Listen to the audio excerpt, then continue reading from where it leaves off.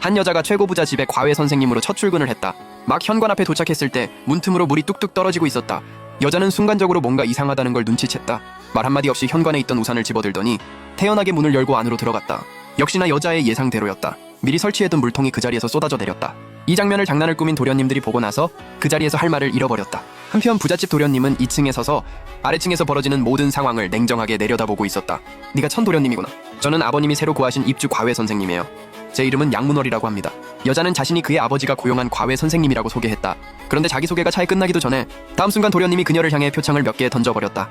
그런데 모두를 놀라게 한 건 그 표창들을 여자가 맨손으로 전부 잡아냈다는 것이었다. 아무도 상상하지 못했던 일이었다.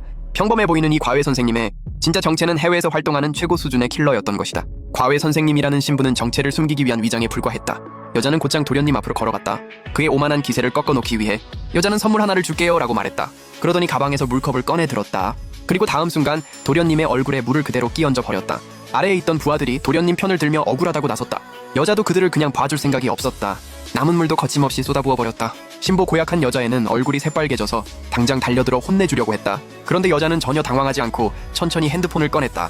그 추한 꼴을 영상으로 찍으려 한 것이었다. 신보 고약한 여자애는 그제야 씩씩거리며 자리를 떠났다. 자기 부하들이 줄줄이 여자에게 당하는 모습을 보면서도 도련님의 얼굴에는 당황한 기색이 전혀 없었다. 오히려 도발적인 눈빛으로 여자를 뚫어지게 바라봤다. 이름이 뭐야? 양문락. 잘됐네. 양문옥. 기억해둘게. 그 눈빛이 순식간에 여자의 승부욕에 불을 지폈다. 그 후 일주일 동안 도련님은 온갖 방법을 동원해 그녀를 내쫓으려 했다. 몰래 작은 동물을 침대 위에 올려놓기도 하고 결국엔 그녀를 지하실에 가둬버리기까지 했다. 하지만 여자는 매번 침착하게 상황을 헤쳐나가며 가볍게 무력화시켰다. 도련님은 결국 더 이상 참지 못하고 독한 말을 내뱉었다. 오늘 안으로 반드시 짐 싸서 꺼지게 만들겠다고 했다. 그런데 그날 밤 한 하녀가 허겁지겁 달려와 여자를 찾았다. 도련님이 아프다고 했다. 어서 가서 봐달라고 했다. 알고 보니 마님이 돌아가신 후부터 도련님은 아플 때마다 마님의 사진 액자를 꼭 끌어안고 놓지 않았던 것이다. 여자가 가까이 다가가 보니 액자 속 사람을 순간적으로 알아볼 수 있었다. 어릴 적 여자의 집은 정말 가난했다.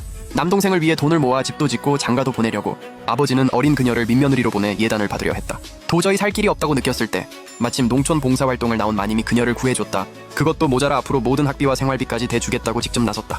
바로 그 은혜 덕분에 지금의 자신이 있을 수 있었던 것이다. 그런데 바로 그 순간 도련님의 손가락 하나가 끊어져 있다는 걸 발견했다. 여자는 급히 이 사실을 부자에게 알렸다. 그런데 전혀 예상치 못한 사실이 밝혀졌다. 도련님의 손가락은 바로 부자 본인이 직접 꺾어버린 것이었다. 그 이유는 더더욱 황당하기 짝이 없었다. 부자는 엄마를 잃은 이 아이가 자기 앞에서 하루 종일 울고 떼를 쓰면서 일을 할 수 없게 만든다고 했다. 아버지와 아들이 정 나누는 연기를 봐줄 여유 따위는 없다고 했다. 아이한테 뼈아픈 대가를 치르게 해야만 조용히 시킬 수 있다고 했다.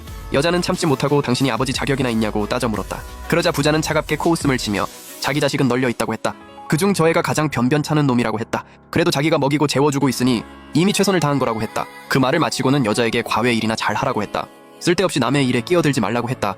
그제야 여자는 모든 걸 이해할 수 있었다. 눈앞에서 오만방자하게 굴던 이 도련님도 자신과 똑같이 고통스럽고 힘겨운 어린 시절을 보내고 있었던 것이다. 이 순간부터 그는 더 이상 거들먹거리는 천씨 집안의 도련님이 아니었다. 그저 아프고 힘든 가운데 누군가에게 기대고 싶었던 한 아이였다.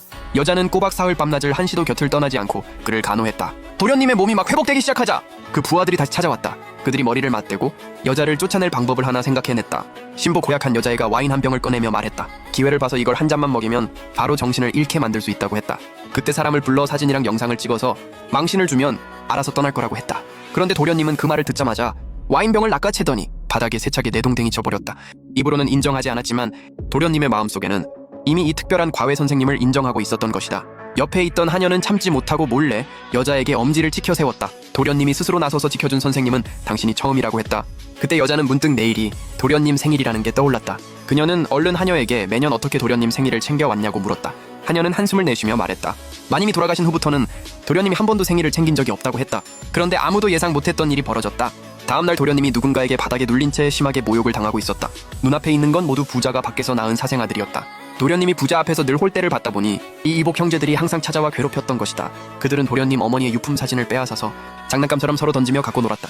거기다 쓰레기 더미에서 썩어 악취 나는 과일을 주워다가 도련님 입에 억지로 쑤셔 넣으려 했다.